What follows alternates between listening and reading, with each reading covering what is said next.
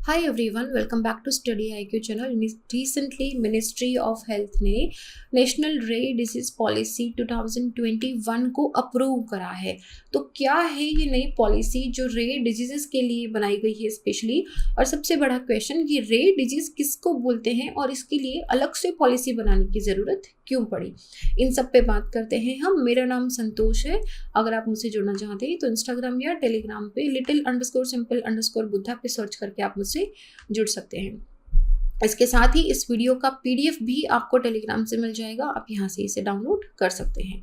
Coming to the news, recently ministry of health and family welfare ने national rare disease policy 2021 को launch करा है, approve करा है। इससे पहले भी दिल्ली हाई कोर्ट ने इस चीज़ के लिए सेंटर को डायरेक्ट करा था कि आप एक रेयर डिजीज कमेटी, एक रेयर डिजीज फंड और फाइनली इन सबको, इन सारी रिकमेंडेशंस को लेके एक फाइनल कर दीजिए कि नेशनल हेल्थ पॉलिसी के अंडर रेयर डिजीजेस के लिए एक अलग से पॉलिसी बना दीजिए। और डेडलाइन दी थी 31 मार्च 2021 को, तो ज़्यादा लेट नहीं हुआ है, पर हाँ इसको नया फाइनली अप्रूव कर दिया गया है। सबसे पहला सवाल, रेयर डिजीज़ क्या होता है, किसको हम बोलते हैं रेयर डिजीज़। देखो, रेयर का मतलब क्या होता है, जो रेयर हो, बहुत ही कम आपको दिखाई देती हो। तो एज सच इसकी ना कोई यूनिवर्सल डेफिनेशन नहीं है कि आपको ऐसी डिजीज़ होगी तो ये रेयर में आएगा। ये बेसिकली पहली एक ऐसी टाइप का डिजीज़ आप बोल सकते हो कि डेफिनेशन होगा जो नंबर्स पे बेस्ड है। जैसे अगर ये 2 लाख से कम लोगों को इन्फ्लिक्ट करती है, 2 लाख से कम लोगों को कोई डिजीज़ होती है, तो उसे यूनाइटेड स्टेट की डेफिनेशन के अकॉर्डिंग रेयर डिजीज़ में डाला गया है। अच्छा, हमारा जो national organization of for rare disorder है, इसने भी इसी सेम डेफिनेशन को एक्सेप्ट करा है कि 2 लाख से कम लोगों को अगर ये अफेक्ट करी है तो उसको हम रेयर डिजीज़ में डालेंगे। इसको जनरली ऑर्फन डिजीज़ भी बोलते हैं। क्यों बोलते हैं ये भी बताएंगे। रेयर डिजीज़ या ऑर्फन डिजीज़ एक ही बात है, और ये बहुत ही छोटी स्मॉल परसेंटेज ऑफ पॉपुलेशन को ही इम्पैक्ट करती है। Generally I am not saying always, mostly ये जो रेयर डिजीज़ होती है ये जेनेटिक होती हैं।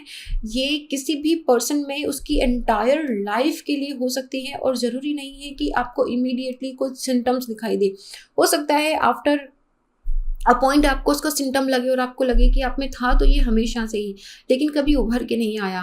तो इस तरीके से कोई जेनेटिक डिजीजेस होती है जो सडनली अपीयर हो सकती है, and that is mostly because of the genetic thing. Now लगभग 6000 से 8000 तक की क्लासिफाइड रेयर डिजीजेज हैं, जिसमें 5% ही ऐसी डिजीजेज हैं जिसको 5% ही ऐसा है जिसके अंदर किसी न किसी तरह की थेरेपी अवेलेबल है उनको ट्रीट करने के लिए। बाकी 95% जो हैं उनमें किसी भी तरह का ट्रीटमेंट अवेलेबल नहीं है, मेडिसिन अवेलेबल नहीं है। तो this is actually very dangerous situation here. Commonly reported rare disease के अंदर आता है हमारा प्राइमरली जो हमारा इम्यूनो डिफिशियंसी डिसऑर्डर हो गया है, या फिर लाइसोसोमल स्टोरेज डिसऑर्डर है, या फिर small molecular inborn error of metabolism होता है जिसके अंदर मैपल सिरप यूरिन डिजीज़, या ऑर्गेनिक एसिडिमिया हो गया, या सिस्टिक फाइब्रोसिस हो गया, osteogenesis imperfect, या certain forms of muscular dystrophies also and spinal muscular atrophies also। ये कुछ very commonly found rare diseases हैं, बट इनका भी जो परसेंटेज है वो आप ओवरऑल अगर देखोगे तो ओवरऑल पॉपुलेशन में इनका परसेंटेज बहुत बहुत कम है, और इसीलिए इनको रेयर डिजीज़ में माना जाता है और इनका कोई प्रॉपर ट्रीटमेंट अवेलेबल नहीं है। इंडिया में जनरली 50 से 100 मिलियन लोग जो हैं वो रेयर डिजीज़ के थ्रू अफेक्टेड हैं या किसी न किसी रेयर डिसऑर्डर से अफेक्टेड है, और इनमें से 80% जो है वो रेयर चिल्ड्रन पेशेंट हैं। अच्छा, इसका क्योंकि कोई इलाज अवेलेबल नहीं है, ये लाइफ थ्रेटनिंग डिजीजेज होती हैं, तो इसलिए ये मोस्टली ये जो 80% ऑफ द चिल्ड्रन हैं they don't even reach to the adulthood. क्यों? क्योंकि high morbidity and high mortality rate है इन सब की वजह से, और दूसरा कोई ट्रीटमेंट अवेलेबल नहीं है। तो इसकी वजह से 80% ऑफ जो चिल्ड्रन है वो अडल्टहुड तक पहुंच ही नहीं पाते हैं। रेयर डिजीज़ को ऑर्फन डिजीज़ इसलिए बोला जाता है क्योंकि इनको बिल्कुल अनाथ की तरह माना गया है, इन पे कोई ध्यान नहीं देता है। स्पेशली फार्मास्यूटिकल कंपनीज जो हैं they are not ready to adopt them. क्यों? क्योंकि उनमें देखो ये बहुत ही कम परसेंटेज को होती है और इनका जो ट्रीटमेंट है वो काफ़ी कॉस्टली होता है और बहुत कम परसेंटेज को है। तो फार्मास्यूटिकल स्पेशली जो प्राइवेट कंपनीज है वो इसमें हाथ नहीं डालती, इसके लिए किसी भी तरह की मेडिसिन को प्रिपेयर नहीं करती क्योंकि इनका बहुत लो प्रेवलेंस है। These are not very profit making कि इनमें बहुत बड़े नंबर पे ये मैन्युफैक्चरिंग करेंगे दवाइयाँ तो इनको बहुत बड़ा प्रॉफिट हो जाएगा। That is not so. Pharmaceutical company generally don't adopt these, इसलिए without these adoptions they are known as the orphan diseases also.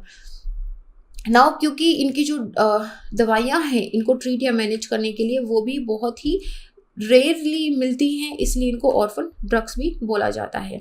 अच्छा, इस जो हमारी नेशनल रेयर डिजीज पॉलिसी आई है इसके मेजर प्रोविजंस क्या हैं? सबसे पहला तो इसमें डिजीजेस को कैटेगराइज कर दिया गया है 3 ग्रुप में, group A, B, group 1, 2 and 3। Group 1 के अंदर ऐसी डिसऑर्डर्स हैं which are amenable to one time curative treatment, एक बार उनका ट्रीटमेंट ले लो ठीक है। दूसरी है हमारी जिनको लॉन्ग टर्म या लाइफ लॉन्ग ट्रीटमेंट की ज़रूरत है। और तीसरी ऐसा ग्रुप बनाया गया है जिसके अंदर डेफिनेटिव ट्रीटमेंट अवेलेबल तो है, लेकिन चैलेंज क्या है कि आप ऑप्टिमल पेशेंट सिलेक्शन कैसे करोगे कि किसको ये डेफिनेटिव ट्रीटमेंट मिलेगा, क्योंकि ये जो डेफिनेटिव ट्रीटमेंट है ये बहुत बहुत ज़्यादा कॉस्टली होता है, जो जनरली एक आम आदमी से अफोर्डेबल नहीं है। और ये लॉन्ग टर्म थेरेपी, ऐसा नहीं है कि आप एक टाइम करा के, जैसे कि वन टाइम क्यूरेटिव ट्रीटमेंट है, ये लॉन्ग टाइम चलेगा और ये हाईली कॉस्ट, इसकी बहुत हाई कॉस्ट होती है, तो इसको थर्ड कैटेगरी के अंदर रखा गया है। नाउ जैसा कि दिल्ली हाई कोर्ट ने भी बोला था कि एक आप रेयर डिजीज फंड बनाएंगे तो फाइनेंशियल सपोर्ट के लिए गवर्नमेंट ने 20 लाख रुपए तक की इनको फंडिंग दी है, स्पेशली जो ग्रुप 1 के अंदर आते हैं। जो ग्रुप 1 रेयर डिजीज के अंदर है उनको 20 लाख तक का फंडिंग है। हमारी राष्ट्रीय आरोग्य निधि जो हमारी अम्ब्रेला स्कीम है, राष्ट्रीय आरोग्य निधि क्या है, इसमें जो बीपीएल पेशेंट होते हैं, जो मेजर लाइफ थ्रेटनिंग डिजीज से सफ़र कर रहे होते हैं, उनको गवर्नमेंट या प्राइवेट हॉस्पिटल के अंदर फंड मिलता है, वो है हमारी राष्ट्रीय आरोग्य निधि। आरोग्य के लिए निधि मतलब पैसा मिलेगा। लेकिन इसमें जो ग्रुप 1 हमारी रेयर डिजीज़ है, इसके अंदर बेनिफिशरीज का ज़रूरी नहीं है कि वो बीपीएल से ही हो, क्योंकि आरोग्य निधि में क्या बीपीएल को मिलता है, लेकिन ग्रुप 1 के रेयर डिजीज़ के लिए ज़रूरी नहीं है कि वो बीपीएल से हो। इसीलिए इसमें 40% तक की जो पॉपुलेशन है वो कवर हो जाएगी, जो प्रधानमंत्री जन आरोग्य योजना के अंडर कवर होते हैं।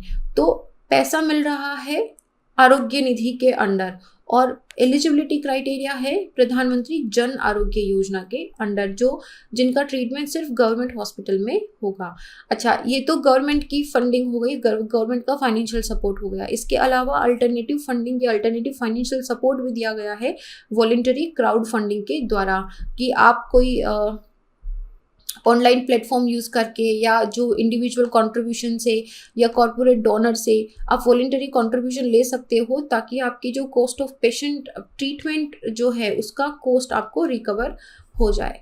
थर्ड, सेंटर ऑफ एक्सीलेंस बनाए जाएंगे। इस पॉलिसी का एम है कि जो टर्सरी हेल्थ केयर फैसिलिटीज़ हैं for prevention and treatment of rare disease, चाहे वो जेनेटिक मॉडिफिकेशन के लिए हो, चाहे वो आफ्टर पोस्ट बर्थ हो, इन दोनों के अंदर रिसर्च एंड डेवलपमेंट पे ध्यान दिया जाएगा। Specially 8 health facility centres as a centre of excellence इनको डेजिग्नेट करा जाएगा। इनको वन टाइम फाइनेंशियल सपोर्ट दिया जाएगा 5 करोड़ रुपए तक का, ताकि अपनी डायग्नोस्टिक फैसिलिटीज़ को सपोर्ट करे, उनको अपग्रेड कर सके। तो 5 करोड़ रुपए तक का वन टाइम सपोर्ट दिया जाएगा सेंटर ऑफ एक्सीलेंस को। एक नेशनल रजिस्ट्री खोली जाएगी ताकि टू इंश्योर कि हमारे पास adequate data and comprehensive definition हो ऐसी डिजीज़ की, क्योंकि ये अभी तक one of the most neglected disease के अंदर आती है। हमको एग्जैक्ट नंबर नहीं पता, अगर किसी नई तरह की डिजीज़ भी आती है तो हमको उसका डेफिनेशन नहीं पता। तो नंबर, डेफिनेशन, इन सब चीज़ों का एक पूरा लिस्ट रखने के लिए एक नेशनल रजिस्टर खोला जाएगा, ताकि वो हमारे रिसर्च एंड डेवलपमेंट के अंदर भी हमको हेल्प मिलेगा कि किस किस तरह की डिजीज़ हैं, उसको किस तरीके से ट्रीट करना है। But again this policy is not beyond concerns, जैसे कि सिर्फ ग्रुप अनलाइक जो ग्रुप 1 और ग्रुप 2 है उनको, उनके साथ में ग्रुप 3 डिसऑर्डर के लिए एक सस्टेनेबल ट्रीटमेंट सपोर्ट की ज़रूरत है। वन टाइम फंडिंग से उनका ट्रीटमेंट नहीं होगा, because they require a long time life long funding. उसके साथ ही इन ग्रुप 3 को जो सस्टेनेबल फंडिंग सपोर्ट है, इसके अंदर जनरली जितने भी पेशेंट्स हैं वो आते हैं mostly children, and now they are completely at the risk in the mercy of the crowd funding. आपने अल्टरनेटिव फंडिंग की फैसिलिटी यहाँ पे दे दी, लेकिन इसका क्या श्योरिटी है कि उसको लाइफ लॉन्ग मिलता रहेगा and he will be completely at the mercy and the risk of crowd funding. इसके साथ ही lack of drug manufacturing also, क्योंकि ये जो ऑर्फन ड्रग्स होती हैं ये बहुत ही महंगी आती है, तो जहाँ पे भी अवेलेबल है या तो बहुत ज़्यादा महंगी है, उन पे किसी तरह की सब्सिडी अभी दी नहीं गई है। कुछ ऐसे फार्मास्यूटिकल कंपनीज हैं जो मैन्युफैक्चरिंग करती हैं इस तरह के रेयर डिजीज़ की ग्लोबली, लेकिन कोई डोमेस्टिक मैन्युफैक्चरर नहीं है इंडिया में, except for those who make medical grade food for these metabolic disorders.